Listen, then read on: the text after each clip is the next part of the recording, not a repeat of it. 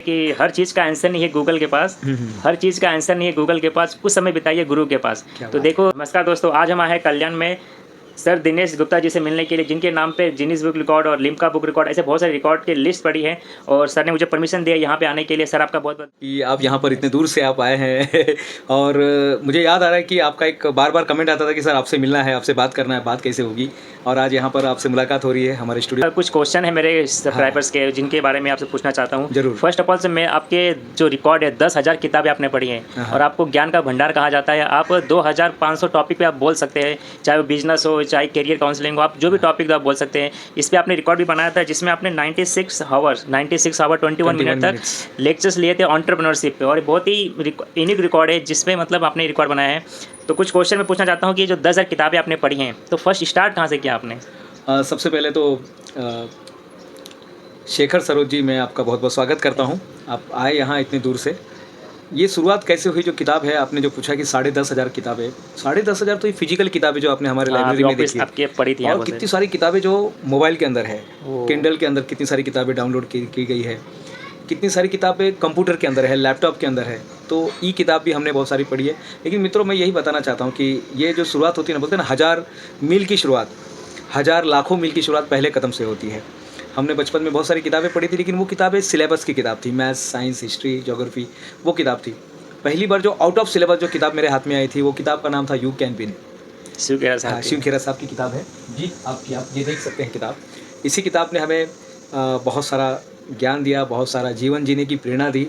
मैं हमारे तमाम दर्शक जो इसको देख रहे हैं अभी, उनको भी मैं बोलूँगा कि किताब अगर आपको कहीं मिले पढ़ने के लिए, मैं जहाँ पर भी गया मैंने इस किताब के बारे में लोगों को बताया। मैंने कहा ये किताब जरूर पढ़िए। अफ्रीका में मैं गया था, अफ्रीका में रिकमेंडेड किया गया है, और कई देशों की यात्रा के दौरान मैंने इस किताब को रिकमेंडेड भी किया है। भले ये किताब मैंने नहीं लिखी है, लेकिन ये किताब सचमुच में शिव खेरा साहब ने जो किताब लिखी है, इसे मैं ईश्वर द्वारा लिखित किताब बोलता हूँ। क्योंकि कभी कभी ईश्वर को कोई संदेश देना होता है तो वो किसी ना किसी को माध्यम बनाते हैं। तो शिव खेरा साहब को उन्होंने माध्यम बनाया, और ये जो आप देख रहे हैं किताब, इसको जन जन तक एक नई प्रेरणा जगाने का कार्य इस किताब ने किया है। कहते हैं ना, असली पढ़ाई जो कॉलेज की पढ़ाई हो, हम जो पढ़ते किताब वो तो कॉलेज तक ठीक है, लेकिन असली जो पढ़ाई होती है वो कॉलेज लाइफ के बाद होती है। तो 10,000 किताब आपने शेखर जी जो बता रहे हैं कि सही बताया आपने कि असली किताब, इन्हें किताब देखिए, सिलेबस जो है वो तो करना ही है, वो तो पढ़ना ही हमें, वो एक प्लेटफॉर्म हमें देता है, लेकिन वो केवल 15% काम आती है। जो हम सिलेबस पढ़ते हैं ना किताबों स्कूल में, वो केवल 15% काम आती है जीवन में, और जो हम नहीं पढ़ते हैं वो है 85%। वो हमारे जीवन का 85% हमें, ये जो आपने 10,500 किताबों का जो खजाना देखा है, इन्होंने ही हमें 85% नॉलेज दिया। तो भी अभी बहुत सारा कुछ करना बाकी है। रोज़ किताबें आती है, आप देख रहे हैं अमेज़ॉन से और भी किताबें आई, जिसको अभी हमने अनबॉक्सिंग भी नहीं किया है, और बहुत जल्दी सारी किताबें मैं आपके सामने लेकर आऊँगा। बहुत सारे अवार्ड बनाए हैं, गिनीज बुक रिकॉर्ड में भी हाल ही में आपका नाम दर्ज हुआ है, लिम्का बुक रिकॉर्ड। तो मैं पूछना चाहता हूँ कि आपका फर्स्ट रिकॉर्ड कौन सा था? फर्स्ट रिकॉर्ड था कविताएं सबसे ज़्यादा लिखने का। अच्छा। हमने सबसे ज़्यादा कविता लिख के एक रिकॉर्ड बनाया। 12 घंटे में 207 कविताएं हमने लिख डाली थी। मैं बेसिकली मैकेनिकल इंजीनियर हूँ, लेकिन साहित्य से एक ऐसा लगाव हो गया है कि मैं इंजीनियरिंग कॉलेज में, मुझे याद आ रहा है 8 अगस्त 2018 का दिन था। उस दिन कुछ यहाँ पे आंदोलन चल रहा था, तो हमें कॉलेज को छुट्टी दे दिया गया। हम गए थे स्टेशन पे, स्टेशन से हमें वापस भेज दिया गया। मैं घर पर आया और घर पे कागज़ और पेन लेकर मैं कुछ दिमाग में कुछ कल्पनाएं आ रही थी, कविताएं आ रही थी, और मैं लिख रहा था। मैंने मिसेस को कहा कि मुझे थोड़ा चाय मिलेगा क्या? मिसेस चाय बना रही थी, और चाय पीते पीते कम से कम वो बेचारी चाय बना रही थी और मैं कविताएं लिख रहा था। तो 1 घंटे में 80 कविताएं हो गई। छोटी छोटी कविताएं थी, तो एक घंटे में 80 कविताएं होगी। फिर हमने रिकॉर्ड कंपनी को संपर्क किया, हमने बताया कि एक ऐसा टैलेंट हमें पता चला, तो क्या ये रिकॉर्ड बन सकता है क्या? हमने कई जगह मेल किया, और उसमें से एक रिकॉर्ड कंपनी ने हमें रिप्लाई दिया कि ये इट साउंड्स गुड। उन्होंने कहा इट साउंड्स गुड, बहुत अच्छा लग रहा है सुनने में कि आपने 1 घंटे में 80 कविताएँ, ये नंबर्स आ गया था। तो उन्होंने हमें परमिशन दिया, और 24, मुझे याद आ रहा है 24 अगस्त 2018 को हम लिखने को बैठे कविताएँ, और 12 घंटे, सवेरे 5 बजे से लेकर शाम को 5 बजे तक 12 घंटे में 207 कविताएं हमने लिख दी। 12 घंटे नॉन स्टॉप? हाँ, नॉन स्टॉप मैराथन थी, पोइट्री मैराथन थी। और काफ़ी उसको सराहना दी गई कल्याण में, जिस शहर में हम आप आए हुए हैं, जिसका हमें अभी हाल ही में ये पूछना था कि आपको कल्याण भूषण पुरस्कार भी मिला है। बहुत ही सम्मानित पुरस्कार होता है कल्याण। देखिए, हम जहाँ पर पैदा होते हैं, जिस शहर में हम पैदा होते हैं, जहाँ पर हमारी जन्मभूमि होती है, और वहाँ के लोग जब हमें अप्रिशिएट करते हैं, तो ये अपने आप में एक बहुत बड़ी बात होती है। हाल ही में मुझे जब गिनीज़ वर्ल्ड रिकॉर्ड में मेरा नाम दर्ज हुआ, और कई कार्यक्रम हमने किए, कई सोशल शिक्षा क्षेत्र में, हर क्षेत्र में कहीं ना कहीं योगदान दिया है। इस योगदान को देखते हुए कल्याण नागरिक 75 साल पुराना अखबार है कल्याण का, और भारत का भी ये बहुत पुराना अखबार है, आरएनआई रजिस्टर्ड न्यूज़पेपर है। और उस अखबार की कमेटी ने हमारे काम को देखा, सराहना किया और उन्होंने हमें हाल ही में पिछले ही महीने उन्होंने कल्याण भूषण पुरस्कार कल्याण शहर का, देखिए कल्याण शहर के बारे में बताना चाहता हूँ। कल्याण शहर जो है ये भारत का 27वां नंबर है, भारत का 27वां नंबर शहर है और महाराष्ट्र का 7वें नंबर पे आता है ये।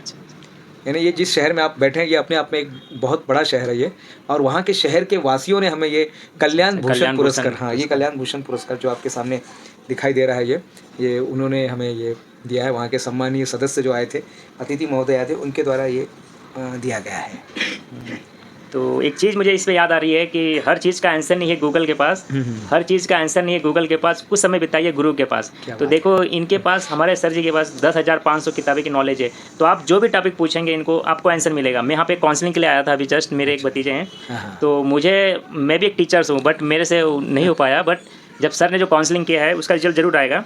तो मैं पूछना चाहता हूँ सर, जो आपने एक रिकॉर्ड बनाया था 96 आवर्स 21 मिनट में ऑनरशिप लेक्चर दिया था आपने, तो उसमें आपने कंटिन्यूसली लेक्चर दिया था, अभी 96 मतलब 96 घंटे तक कंटिन्यूसली लेक्चर दिया था आपने, वो रिकॉर्ड आपने कैसे बनाया सर? बहुत सारी तैयारी करनी पड़ी थी। ये रिकॉर्ड अपने आप में एक बहुत अजूबा था ये, जिसमें मुझे दिन रात कंटिन्यूसली मुझे बोलना था और कंटिन्यूसली बोलना था, जिसमें मुझे 2 घंटे का ब्रेक मिलता था। हम लोग कुछ लगभग 2 बजे में मुझे ब्रेक मिलता, 2 बजे में मुझे इसका मतलब स्टार्ट कब किए थे आपने? ये हमने सोमवार को, यानी मुझे याद आ रहा है सोमवार को हमने चालू किया था। तारीख कभी मुझे याद नहीं आ रहा, लेकिन ठीक है तारीख यहाँ पिछले तारीख आ जाएगा, सर्टिफिकेट में दिया हुआ है। शनिवार को शाम को हमने इसको रोक दिया। एचीवर्स कॉलेज है जहाँ पर उन्होंने परमिशन दिया, एक क्लासरूम हमको दे दिया था और बच्चे उन्होंने हमको दिए। अच्छा, एचीवर्स कॉलेज जो है कल्याण का एक बहुत फेमस कॉलेज है, बहुत अच्छा कॉलेज है, सर्वश्रेष्ठ कॉलेज में उनका नाम लिया जाता है। उनके जो प्रिंसिपल है और या उनके ट्रस्टी हैं, उन्होंने कहा सीए डॉक्टर भिवंडीकर सर हैं, महेश भिवंडीकर सर, जिन्होंने हमें उस कार्यक्रम का इनॉग्रेशन उनके हाथ से किया गया। वो पूरे कार्यक्रम में सारे स्टाफ ने, यानी वहाँ के सारे लोगों ने हमको सपोर्ट किया और लगातार हम बात कर रहे थे और विषय था एंटरप्रेन्योरशिप जो होता है ये बहुत ही महत्वपूर्ण सब्जेक्ट था। उस पर हमने तैयारी की थी, उस पर मेरे बहुत सारे काम थे और ये इसके टर्म्स एंड कंडीशन ऐसा था कि कोई भी चीज़ हमें रिपीट नहीं करना था। यानी अगर मैंने कोई टॉपिक पढ़ाया आज तो उस टॉपिक को मुझे, जैसे टाइप्स ऑफ एंटरप्रेन्योरशिप, तो टाइप्स ऑफ एंटरप्रेन्योरशिप को मैं फिर से नहीं ले सकता हूँ, फिर मुझे दूसरा लेना है। फिर mode of principle of entrepreneurship है, फिर उसके बाद एग्जाम्पल ऑफ एंटरप्रेन्योरशिप है, केस स्टडीज़ है, बहुत सारे थे और हमने बहुत सारे एक्टिविटी, और हमेशा बच्चे मेरे सामने बैठे होने चाहिए। तो हमारे सामने स्टूडेंट भी बैठे हुए थे और बहुत ही ज़बरदस्त तरीके से ये रिकॉर्ड बना है। मैं धन्यवाद देना चाहता हूँ रिकॉर्ड कंपनी को कि जिन्होंने हमारे इस रिकॉर्ड को एक्सेप्ट किया और हमें रिकॉर्ड प्रदान किया। ये सर 96 घंटे तक बोलना है बहुत ही, और उसके लिए नॉलेज, जो नॉलेज है 10,000 किताब से ही आ सकती है और किसी से नहीं आ सकती, क्योंकि जो नॉलेज आपके पास रहेगा तभी आप कुछ बोल पाओगे। हमें अगर पेपर लिखना है 3 घंटे का तो हम एक किताब पढ़ते हैं बराबर, सिर्फ 3 घंटे के लिए। आपने तो 96 आवर लेक्चर दिया आपने, भी अलग अलग टॉपिक, ये नहीं टॉपिक रिपीट हो रहा कुछ भी, पूरा अलग अलग, कोई भी चैप्टर रिपीट नहीं करना, नहीं चैप्टर रिपीट नहीं हो रहा, तो यानी कितनी पढ़ाई की रहेंगी। तो उसी हिसाब से मैं समझ रहा हूँ कि आपके पास तो ज्ञान का भंडार है। अगर आपको विकिपीडिया बोला जाए तो कम नहीं होगा, जिसको जो चाहिए, जो प्रॉब्लम सोल्यूशन आपको मिल जाएगा। तो मेरे पास कुछ एक मेजर प्रॉब्लम है जो हमारे यंग स्टूडेंट होते हैं, उनका गाइडेंस डिस्ट्रैक्शन बहुत सारे होते हैं उनमें।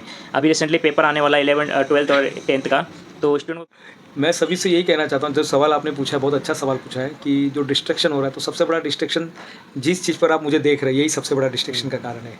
देखिए जो चाकू होता है ना, चाकू से आप सब्जी भी काट सकते हैं और किसी इंसान को भी काट सकते हैं, यूज़ तो करने इसमें चाकू की गलती नहीं है।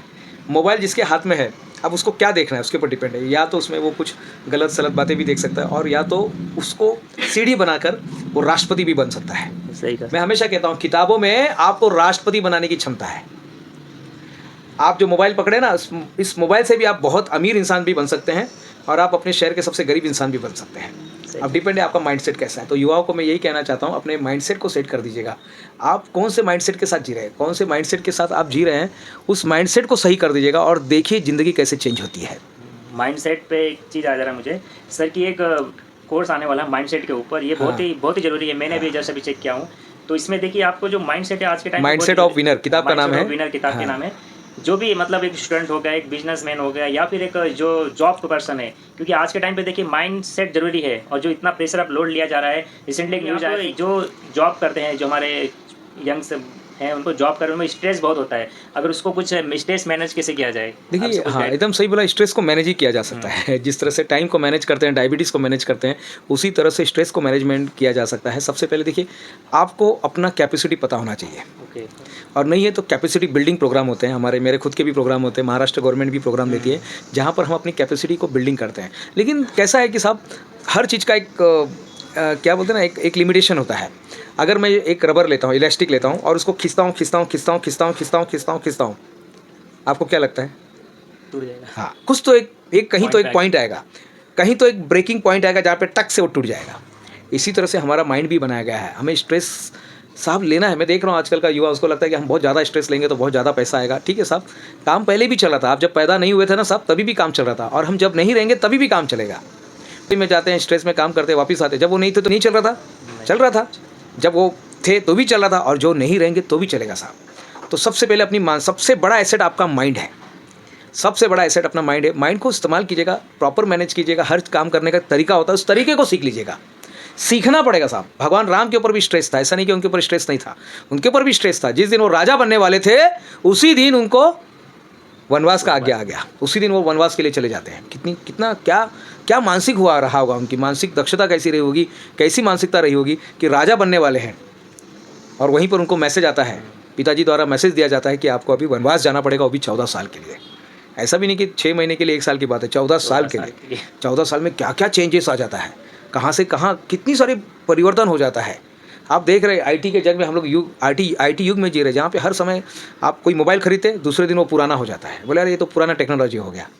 तो किस तरह का, लेकिन सीखा उन्होंने मर्यादा में रह के वो सारी चीज़ों को सीखा। तो हमें भी वही करना है मित्रों, मर्यादा में रहना है, अपना एक रूल बनाना है। बहुत सारे लोग ना अपने जीवन का रूल नहीं बनाते हैं। मुझे किसी का कॉल आया था, बोले साहब मैं इंश्योरेंस बेचती हूँ और मेरे साथ ये प्रॉब्लम आ रहा है।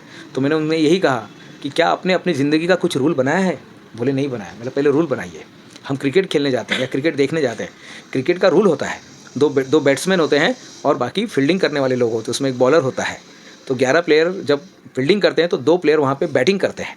ये नियम है। एक अंपायर होता है जो देखता रहता है उनको, एक रूल बनाया हुआ है। और क्या हो रहा है, कई बार हमारे लाइफ का कोई रूल ही नहीं बनाते, हम बनाते तो हम खुद ही ब्रेक करते। तो आज जो स्ट्रेस मैनेजमेंट अगर करना है तो पहले रूल बनाइए, डिसिप्लिन में आ जाइएगा। कौन सी चीज़ आपको ज़्यादा चुभ रही है, और लोगों से बात कीजिएगा। मुझे याद आ रहा है, एक हॉस्पिटल के बाहर एक बात लिखी हुई थी, हॉस्पिटल में जहाँ ऑपरेशन थिएटर होता है, जहाँ पे हार्ट सर्जरी होती है, वहाँ पे एक बहुत अच्छी बात लिखी हुई थी, पहले ही दिल खोला होता यारों दोस्तों के साथ, पहले ही दिल खोला होता यारों दोस्तों के साथ, तो आज ना खोलना पड़ता बड़े बड़े हथियारों के साथ। सही। तो मित्रों यहाँ पर एक लोग गलती कर देते हैं। तीसरा है कि कई बार लोग एडिक्शन में चले जाते हैं।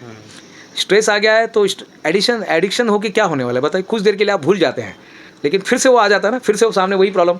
कुछ देर के लिए आप सो गए, आप जिस घर में, फिर आप जागते रहे, फिर से वही घर आपके सामने दिखाई देता है। आप जहाँ पे सोए थे, जहाँ पे बेहोशी में थे, फिर से वही चीज़ दिखाई देता है। तो मित्रों जागिए, एडिक्शन से दूर होइए। चाहे मोबाइल का एडिक्शन है, शक्कर का एडिक्शन है, चाय का एडिक्शन है, एडिक्शन तो एडिक्शन होता है। एडिक्शन से बाहर निकलिए। एडिक्शन से आप स्ट्रेस मैनेज नहीं कर पाएंगे, एडिक्शन से आप और स्ट्रेस में चले जाएंगे। थोड़ी देर के लिए आप बाहर हो जाते हैं लेकिन वापस चले जाते हैं। तो डिसिप्लिन लेकर आइएगा, अपने लाइफ का एक रूल बनाइएगा, मिशन बनाइएगा, विज़न बनाइएगा, सपने देखिए और आगे बढ़िए। सही कहा, सपने देखिए और आगे बढ़िए। कहते हैं अगर सपना आपके पास है नहीं तो आप भटकते रहोगे यहाँ वहाँ।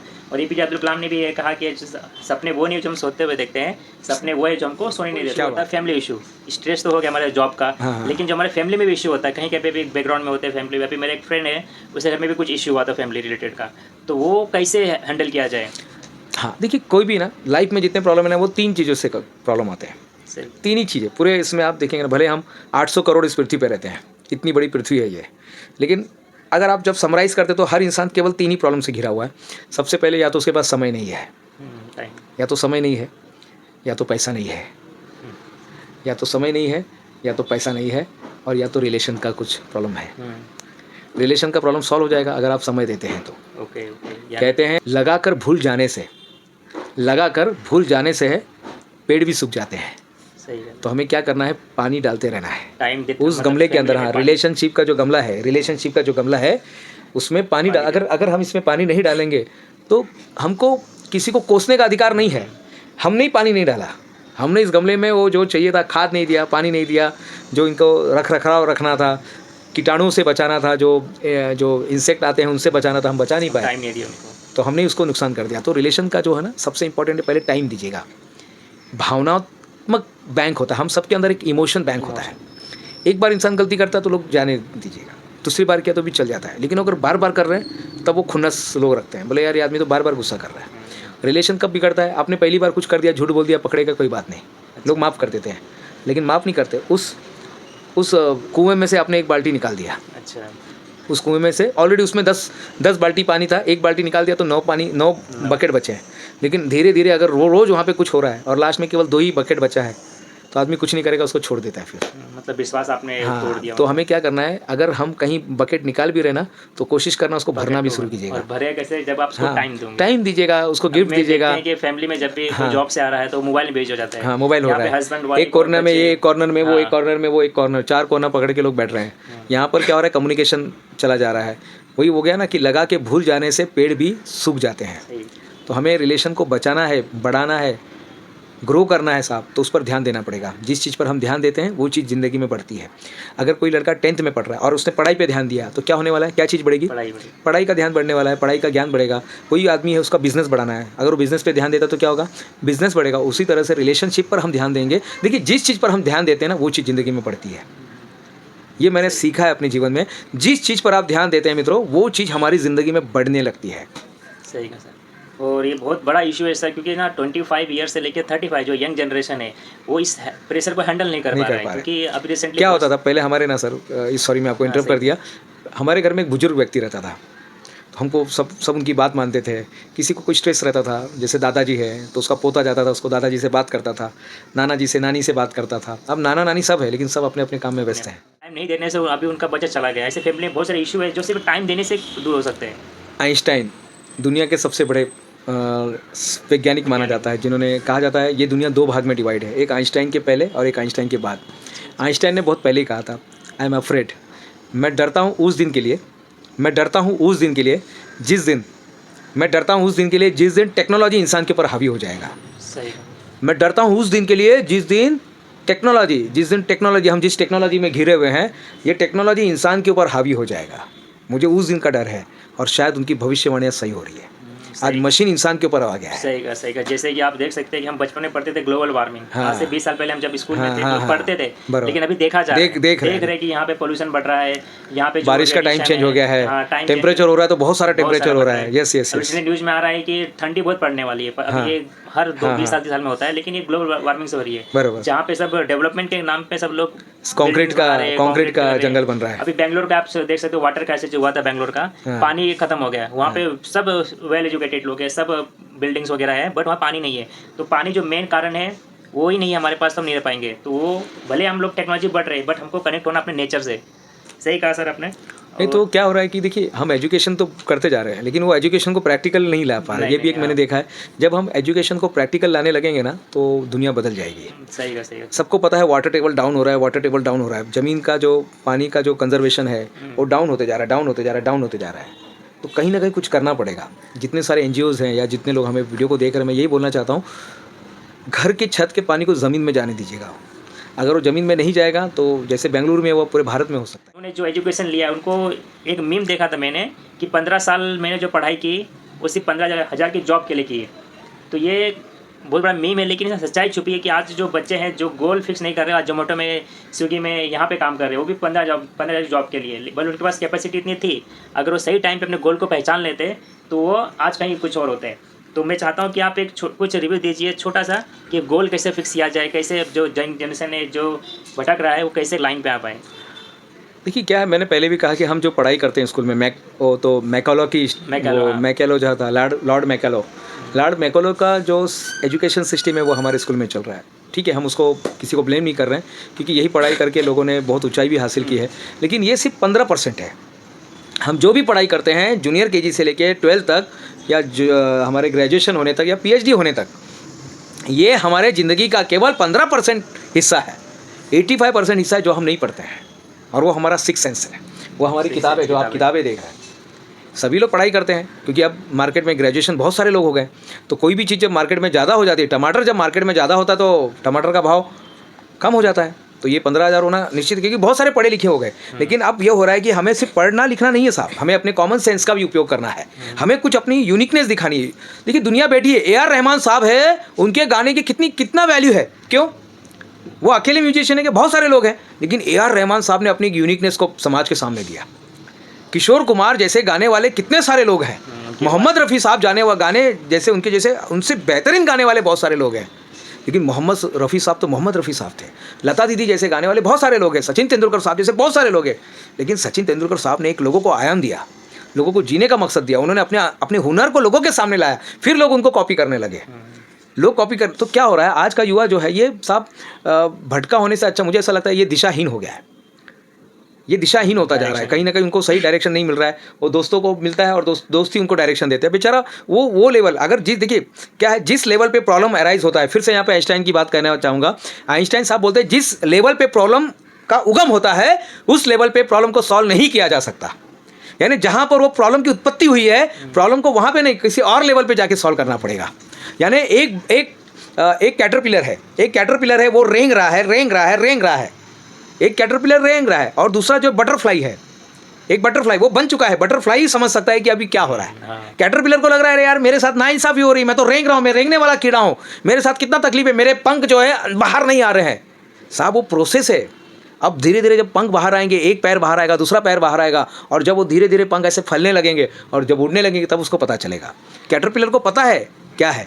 तो हमें अभी हमारा जो युवा है वो अभी कैटरपिलर की तरह है, उसको बनना है बटरफ्लाई। तो मैं ऐसा चाहता हूं कि वो किसी बटरफ्लाई को जाके मिले, वो किसी ऐसे इंसान को मिले, ऐसे सक्सेसफुल इंसान को मिले जिसको वो जानता है, जिसको वो देखता है, जो उसके अप्रोचेबल है, उसको जाके मिले, उनका मेंटरशिप ले, उनसे बात करे साहब मुझे इसमें करियर बनाना है, मुझे IAS ऑफिसर बनना है, मुझे इंजीनियर बनना है, डॉक्टर बनना है, गायक बनना है, तबला वादक बनना है। सारी चीज़ और था जो हमारे जो यंग जनरेशन है, जो हमारे इंडियन लोग हैं वो कॉपी कर रहे हैं लोगों का, अंदर से मतलब मूवीज़ वगैरह का। बट जो बाहर के लोग हैं, इंडिया के योगा हो गया, जो हमारे स्पिरिचुअल्स ज्ञान हो गए, ये कर रहे हैं। और हम लोग जो उनके जो एडवांटेज है जिन्होंने ख़त्म कर दिया है, जिनको अभी जैसे अभी अब टूथ है, नॉर्मल टूथ ब्रश है जो हम लोग रेगुलर करते हैं, बट बाहर के लोग अभी दातुन पे आ गए वो लोग, मतलब वो हमारा कॉपी कर रहे हैं और हम लोग उनके कल्चर में आके बर्गर पिज़्ज़ा ये सब खा रहे हैं, अनहाइजीन खा रहे हैं। इस पर क्या बताना है आपको? क्या रहता है कि अति सर्वत्र वर्जते, वेस्टर्न वालों ने पूरे चीज़ों को अति कर दिया है। अति कर दिया तो देखिए क्या रहता है ना, ये साइकिल है, हमेशा साइकिल हर चीज़ का एक फैशन होता है, वो चलते ही रहता है, वो बदलते रहता है। लेकिन भारतीय संस्कृति जो है वो शाश्वत संस्कृति है, वो सनातन धर्म में माना जाता है। यानी यहाँ की जो संस्कृति है योग, ये कोई फैशन नहीं है साहब, योग फैशन यहाँ ये वहाँ पे चला गया। ये जब फॉरेन चला गया, फॉरेन में जब लोग करने लगे, और हमें क्या है कि हमेशा हर देश के लोगों को दूसरे देश के प्रति हमेशा अट्रैक्शन रहा है। वहाँ के लोगों को ईस्टर्न और ईस्टर्न के लोगों को वेस्टर्न, ये हमेशा रहा है, ये हर जगह ऐसा होता है और ये नियम भी है। तो ये अभी हमारे ऊपर क्या लेना और क्या है। अब क्या होता है देखिए, आपने देखा दाल चावल का ऐड देखा है कभी? दाल चावल का ऐड, ये चावल है, आपने बासमती चावल देखा होगा, लेकिन स्पेशल ऐसा कभी चावल का ऐड आप नहीं देखोगे। कोलम चावल है या कोई गेहूँ है उसका ऐड आप नहीं देखोगे, कोई दाल है उसका नहीं देखोगे। आप उस चीज़ का देखोगे जिसकी यानी उसको मार्केटिंग के माध्यम से ऐसा बना के बेचा जा रहा है। देखा जाएगा तो चना सबसे बढ़िया हमारे लिए हेल्थ फूड है, हेल्थ ड्रिंक बोलो या हेल्थ फूड है, लेकिन उसी को साइड में करके दूसरे नए नए ड्राई फ्रूट्स को बनाया जा रहा है। ये मार्केटिंग का तरीका है और हम किसी को दोष देते हैं। हमारे ही भाई जो लोग बैठे कर रहे हैं, फ्रेंचाइजी लेकर मैकडोनाल्ड को लेकर आ रहे हैं या जंक फूड हमारे देश में ला रहे हैं, स्टारबक्स लेकर, हम किसी को यहाँ पर हमारी मानसिकता क्या है? आप 1-2 दिन जाके एंजॉय कर रहे, कोई बात नहीं। अभी इसी विषय पर हम आज होटल में हमारा प्रोग्राम हुआ था हैप्पीनेस, और मुझे वहाँ पर ऐसे बुलाया गया था, वहाँ पर ऐसे पैनल डिस्कशन चल रहा है हेल्थ, वेल्थ और हैप्पीनेस के ऊपर। हमने यही बात किया कि ये 3 बहुत जरूरी है। सुखी इंसान, UNO बोलता है, UNO यूनाइटेड नेशन ऑर्गेनाइजेशन क्या कहता है, सुखी इंसान कौन है? जिसके पास जीने के लिए इनफ पैसा है। अच्छा, यानी उसको अगर 25,000 रुपये में उसका अगर पूरा महीना चल रहा है, 25,000 महीना खर्च करने के बाद भी कुछ पैसे बच रहे हैं उसके पास, वो इंसान सुखी है। लेकिन ये एक कंडीशन है। दूसरा कंडीशन क्या कहता है? वो इंसान हेल्थी होना चाहिए। सही कहा सर। दूसरा कंडीशन है वो इंसान हेल्थी भी होना चाहिए। हेल्थी का मतलब कहीं चोट बीट, कहीं कुछ ऐसा दर्द वगैरह, वात पित्त कफ नहीं होना चाहिए। वो इंसान हेल्थी भी होना चाहिए। तीसरा, उसकी मानसिकता भी आनंदमयी होनी चाहिए। उसका मानसिकता भी वैसी होनी चाहिए। हाँ, मानसिकता भी आनंद वाला मानसिकता चाहिए। वो खुश रहना चाहिए, तभी वो इंसान सुखी माना जाएगा। वो सिर्फ पैसा है और बाकी 2 चीज नहीं है, हेल्थ भी नहीं उसका और ना ही उसकी हैप्पीनेस, कुछ काम का नहीं। वो कहते हैं ना, जवानी गवा दी पैसा हाँ, कमाने कमाए में, और अब बुढ़ापे हाँ, में पैसा ही खत्म हो रहा है। तो ये सब है, सही तो हर चीज़ को बैलेंस कर चलना है। हेल्थ वेल्थ जो आपने कहा है कि हम जैसे जाते संस्कृति का हम कॉपी कर रहे हैं, तो ये सभी लोग नहीं कर रहे, कुछ लोग कर रहे हैं। वो जो लोग कर रहे हैं वही हमको दिखाई, जो लोग नहीं कर रहे, वो हमको वो नहीं दिखाई दे रहे, वो तो कभी सामने आते भी नहीं। कितने सारे संत महात्मा हमारे आप देखेंगे, वो कहीं केदारनाथ आपको दिखाई देंगे, कहीं वो हिमालय में बैठे हुए ध्यान कर रहे हैं, हमको वो लोग दिखाई दे रहे हैं। जिस जैसे मेडिटेशन, कभी आपने ट्रेन में किसी को मेडिटेशन करते हुए, हमने कभी किसी को देखा नहीं, हमको पता नहीं चलता है। हम सबको देखते हैं मोबाइल चलाते हुए, इसलिए हम खरीद रहे हैं। मैं चला गया सवेरे 5 बजे का टाइम, ट्रेन के अंदर चला गया और मैं बैठा था, मेरे हाथ में मोबाइल, और सभी मुझे देख रहे थे क्योंकि सबके पास मोबाइल था, और मैं ऐसे ही मैं ध्यान करने लगा। तो सब लोग आश्चर्य हो गए, ये कौन सा हमारे ट्रेन में, हमारे डिब्बे में आ गया। हमने मेडिटेशन को फैशन नहीं बनाया। जब हम मेडिटेशन को फैशन बनाने लगेंगे, आपको हर घर में इंसान मेडिटेशन करवा पाएगा। आपने बीच में देखा होगा, बीच में लोग ऐसे नथ को करते थे, सब लोग ऐसे कर रहे थे। एक ने किया तो फैशन बना दिया, तो वाले उस चीज को फैशन बना देते हैं, हम उसको फैशन नहीं बनाते। जिस दिन हम फैशन बनाने लगेंगे, हमारी स्थिति को उस दिन पूरा अलग हो जाएगा। सर मैं चाहता हूँ कि हेल्थ के ऊपर ज़्यादा डिस्कशन किया, इसके लिए पार्ट 2 हम लाने वाले हैं। हाँ। जो सिर्फ हेल्थ पे डिस्कस किया जाएगा, जैसे तो हमारे जो जनरेशन है जो हाँ। अनहेल्दी होती जा रही है। आपको यकीन नहीं होगा कि हर साल सिर्फ डायबिटीज, सही बोल रहा हूँ, 8 लाख 10 लाख से डायबिटीज पेशेंट हो रहे हैं हमारे इंडिया में। हमारे जो कैंसर पेशेंट है, जो अभी हर कैंसर नॉर्मल हो गई है, हर में आपको एक कैंसर पेशेंट मिल सकता है, क्योंकि ये हमारा जो खान पान हो गया, जो हमारे कल्चर हो गया, हम भूलते जा रहे हैं। तो मैं चाहता हूँ कि जो सर का जो नॉलेज है, मैं बार बार कहना चाहता हूँ, जो सर का जो नॉलेज है 10,000 बुकों का, ये सर के पास ज्ञान का भंडार भरा पड़ा है। जो ये सर हम जो पूछने वाले हैं, कुछ भी पूछते हैं आंसर मिल जाएगा। तो इसका हम पार्ट 2 लाएंगे, जो हेल्थ पे डिस्कस करेंगे, सिर्फ हेल्थ पे जो। तो मैं चाहता हूँ कि भी, और मैं ये बोलना चाहता हूँ कि आपको कुछ भी प्रॉब्लम हो, कुछ भी लाइफ से रिलेटेड, हेल्थ हो, फाइनेंस हो, इस माइंड का स्ट्रेस हो, कुछ भी हो, आप सर के चैनल पे जा सकते हैं। वहाँ पे आप कमेंट कीजिए सर को, और सर हर चीज़ का आंसर मिलेगा आपको सर के पास से। तो कमेंट कीजिएगा, सर का कॉन्टैक्ट नंबर भी आपको मिल जाएगा, आप उनसे बात कर सकते हैं, काउंसलिंग भी करा सकते हैं आप, जो भी है। तो थैंक यू सर, आपने मुझे टाइम दिया। और बोलते हैं ना, किसी चीज़ को सच में फिर से रिपीट करना चाहता हूँ, किसी चीज़ को सच्चे दिल से चाहो तो सारी कायनात तुम्हें से मिलाने में जाती है। मैं थैंक करना चाहता हूँ यूट्यूब का, उसने मुझे वीडियो रिकमेंड किया था सर का, और मैं उत्तर प्रदेश से, यूपी से यहाँ पे आ चुका हूँ कल्याण पे, और मैं भी यहीं रहता हूँ, लेकिन बट मैं यूपी में इनका वीडियो देखा था। और मैं जो सुबह होती है मेरी, सर की वीडियो से होती है। अभी मेरे घर में आप पूछ सकते हो, जो प्ले लिस्ट सब भरी पड़ी है सर की वीडियो, क्योंकि मैं चाहता हूँ कि जो मॉर्निंग का जो टाइम होता है, जो जैसे हम शुरुआत करते हैं, दिन भी हमारा अच्छा जाता है। तो आप अच्छी चीज़ें शुरुआत कीजिए, और माइंडसेट हमारा जो चेंज कीजिए, और बहुत सी चीज़ें हैं जो हम आगे डिस्कस करेंगे पार्ट 2 में हेल्थ के रिगार्डिंग। तो बहुत बहुत थैंक यू सर। नहीं, बहुत बहुत धन्यवाद भी, आप इतना दूर से आप और आपकी पूरी टीम हमारे यहाँ पर आई, मैं सबका धन्यवाद कहना चाहता हूँ। जाते जाते मित्रों, बस इतना ही कहना चाहता हूँ, 3 चीज़ों पर आज से फोकस करना शुरू कर दीजिएगा। सबसे पहले माइंडसेट को सेट कीजिएगा, आप ज़िंदगी में क्या चाहते हो। दूसरा, सिर्फ चाहने से नहीं होगा, एक्शन भी लेना पड़ेगा। जैसे भगवत गीता, बिना के ज्ञान अधूरा है, तो हमें कर्म करना पड़ेगा। कर्म कीजिएगा साहब, कर्म की खेती कीजिएगा। और तीसरी, ग्रेटिट्यूड में रहिएगा, हमेशा धन्यवाद, हमेशा शुक्रन करते रहिएगा, हमेशा धन्यवाद देते रहिएगा। और देखिए, जितना वाद पित्त कफ होना चाहिए, वो इंसान हेल्थी भी होना चाहिए।